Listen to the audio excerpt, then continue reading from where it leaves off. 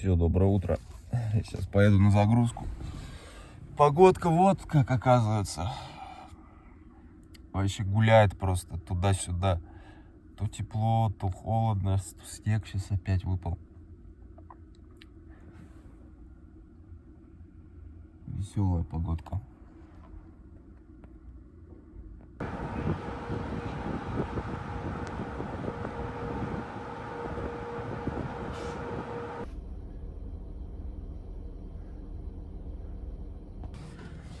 Что-то вообще холодно с непривычки, потому что уже расслабился. Вот. Ай. И что-то холодно. Прям ветер сильный. Сейчас разгружаюсь. Это походу какая-то типа не ГРЭС, а энергию производит здесь. И ТЭЦ совмещенно, по-моему, там. И Energy еще.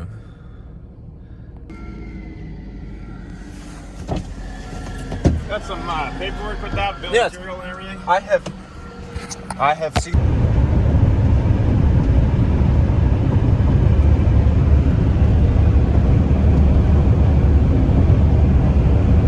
Сейчас проезжаю индийскую резервацию, индейскую, Шайены, племя Шайенов. Вот интересно, в Северной Америке тоже в каких индейцы разных широтах жили, все разные племена такие, от севера самого до, и на югах.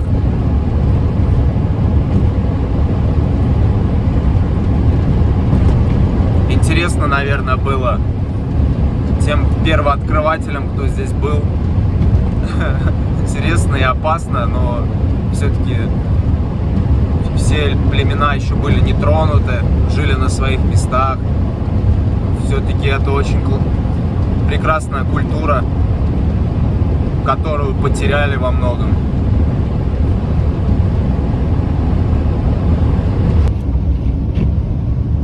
Блин, жалко. Такие места тут обалденные, но видимость плохая.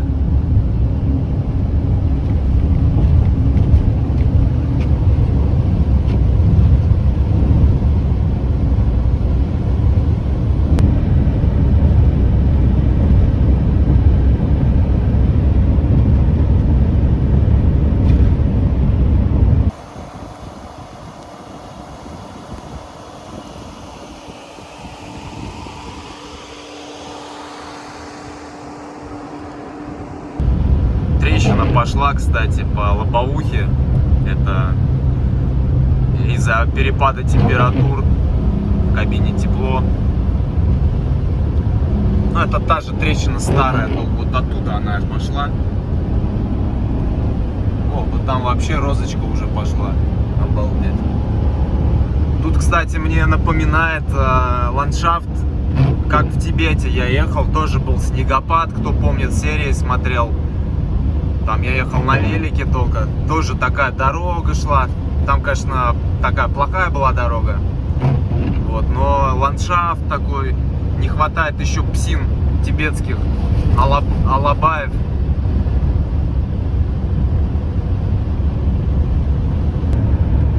Так, прощаюсь с Монтаной. Сейчас будет небольшой отрезок Вайоминга. Тоже для меня новый штат. Не был я в Вайоминге. Ну, по сути, так и не буду, потому что тут маленький вот реально уголочек, там только захватываю его. И дальше уже Южная Дакота.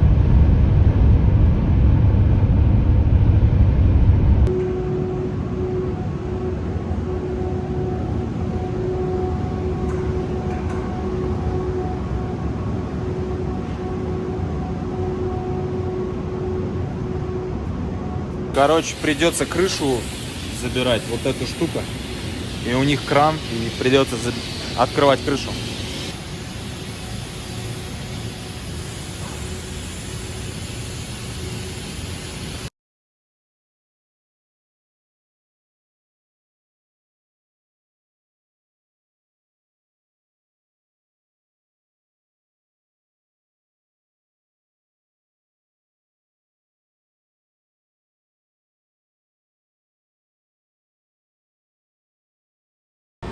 Хорошо, что сама загрузка была в цеху, в теплом. То есть заехал внутрь. Если бы это я делал на улице, я бы офигеть закоченел бы. Просто ужас был бы. С ветром таким, с холодом. А тут сейчас по кайфу и снимать. Тент не задубевший, ну, податливый, удобный. Так, сейчас поменял масло. Вот. Сейчас поеду в интересное место. У меня теперь до Техаса груз, кстати, где-то 2000 паундов. Это, в общем, тонну загрузил нормально. Для ветров более-менее. Это 1/3 веса автомобиля. Вот. А сейчас поеду в одно интересное место. Можно сказать, символ США, символ Америки. Вы увидите сейчас. Это совсем рядом от меня. И грех проезжать рядом и туда не заехать, тем более есть время. Вот. Сегодня пятница, в Техасе, это недалеко от Далласа, там будет разгрузка, где-то 1200 миль, и надо будет в понедельник. Так что время вообще отлично.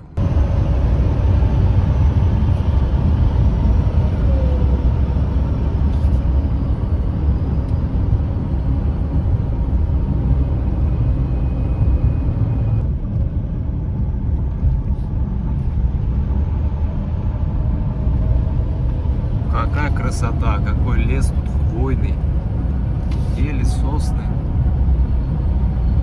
Реально Алтай.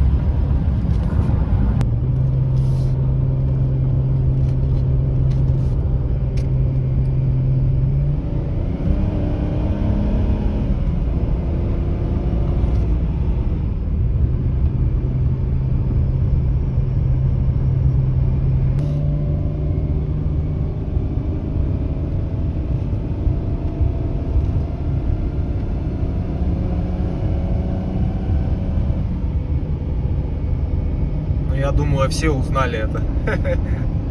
Американский символ. Ну все. Оставил тачку, короче, заплатил тут $10 за въезд. Ну, за паркинг фактически. Вот.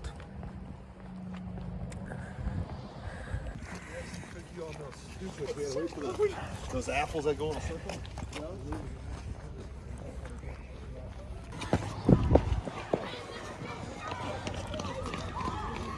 Колотроны тут бегут.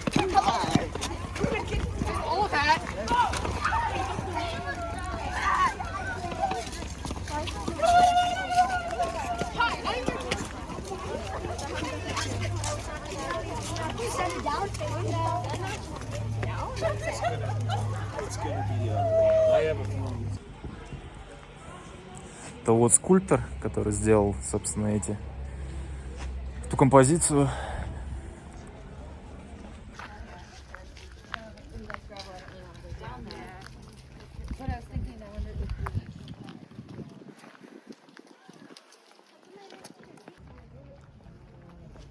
Вот тут каждый штат, в каком году он присоединился и какой по счету он был.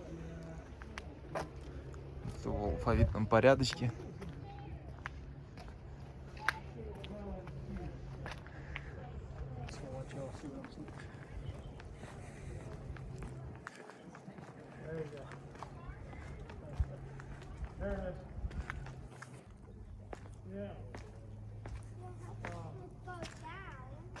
Ух ты, тут амфитеатр такой классный.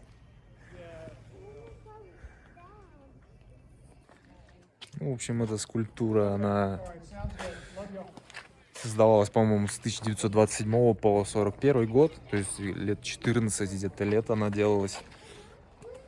Да, ну, довольно долгое время. Вот, и тут изображены 4 президента США.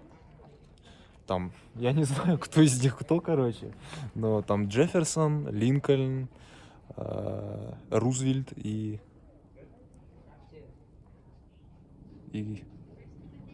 Путин. Вот. Ну, классное знаковое место ведь, да? Все с детства видели в фильмах, это показывали в качестве там приколов разных, что там нос у кого-то отваливается, еще всякие разные вещи. Сейчас, конечно, погодка не такая шикарная, мне кажется, на закате или на рассвете тут очень красиво. Но точно не в снегопад, но без разницы, какая разница, и снегопад тоже классно. Самое главное, что я здесь и показываю вам сейчас это. Так, тут можно вниз вот к амфитеатру спуститься.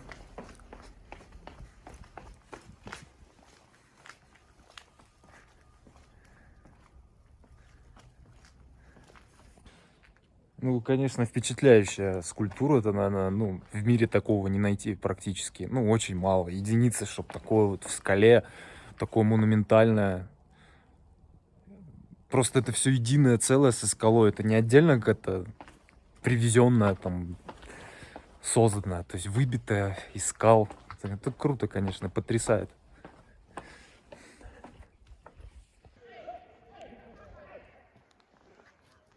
Так, а тут дальше уже закрыто. Но я бы, конечно, дальше бы полез. Я прям к ним бы подошел бы. Где-нибудь там скарабкался бы.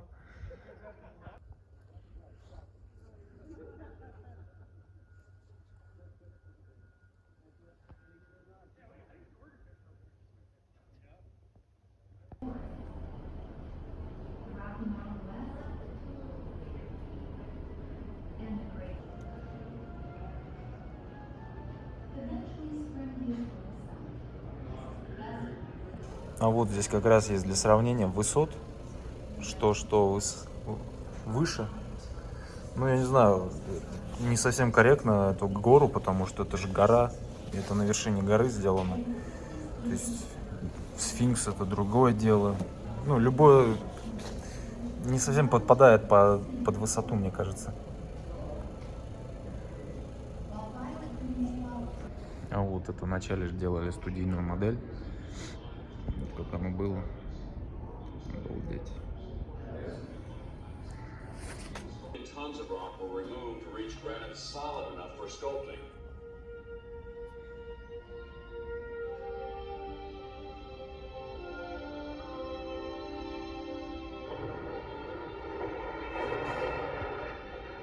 An engineer had suggested the use of dynamite to Borglum on an earlier job. By the time the artist came to Rushmore, he knew how to remove exact amounts of stone with each charge. To enable local hard rock miners to act as assistant touch the model.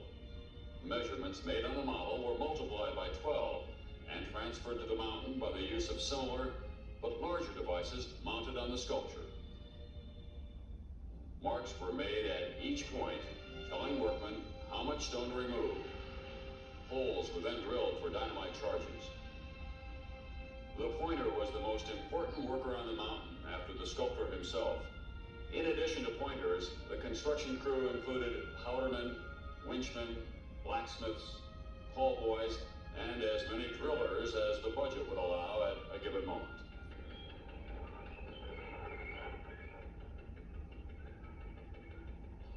During most of the construction, the workers hung over the side of the mountain in bows and chairs, a swing seat and harness. With their jackhammers and other equipment, the men were raised and lowered by cables attached to winches.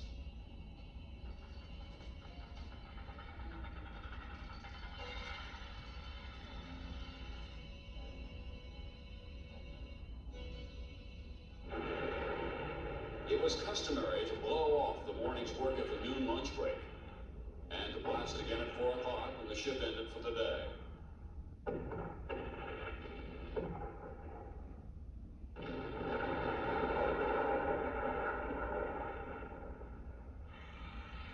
The drillers became so skilled they could block out a nose to within a few inches of a finished surface, shape the lips, and grade the contours of the neck, cheeks, and brows. As they approached the final surface of the sculpture, the drillers carefully honeycombed the rock with holes 2 to 3 inches apart. With the granite thus weakened, steel wedges were used to chisel off sections. The remaining pock-like drill marks on the faces were removed with a small air hammer and facing bit, a finishing process called bumping. It left the granite as smooth as a concrete sidewalk. The Washington head was unveiled on the 4th of July, 1930. In 1936, President Franklin D. Roosevelt spoke of the permanent importance of Mount Rushmore at the dedication of the Jefferson Head. 10,000 years from now. I think we can meditate and wonder whether our descendants, because I think they'll still be here, what they will think about us. And let us hope that at least they will give us the benefit of the doubt.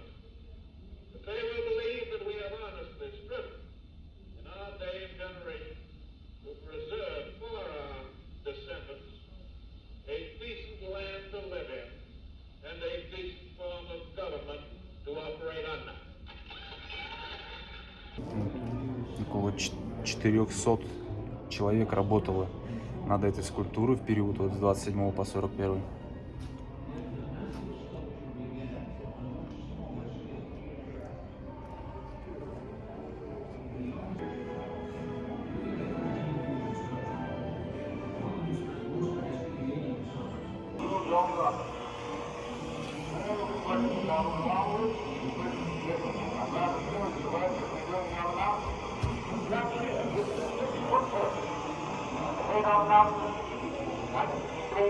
Вот как они в оригинале выглядели, эти горы.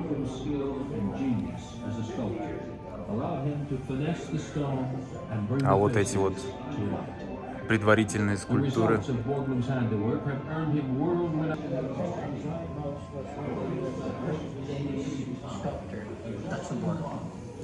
Augustin Borglum had a marvelous idea. And Мичиган, Миннесота, Миссисипи, Канзас, Кентукки. Это, конечно, все понятно, но я вот жду, когда Чувашия тут будет написано. Это было бы здорово. Это было бы прекрасно. Чувашия. Не я поеду в Чувашу, а Чувашия ко мне приедет. Блин, трейл Closet. Тут трейл по округе есть. Ну, там, по-моему, за скалами или перед скалами она идет. Вот. Поближе. Но она закрыта. Ну, все, в принципе, можно ехать дальше. Что посмотрел, походил. Вот. У меня есть тут еще одно место на примете. Надеюсь, снежок закончится и выйдет солнышко. И будет закат хороший. Олени прямо здесь в рядочке бегают, красавцы, беложопые. Еду дальше по горам, красота.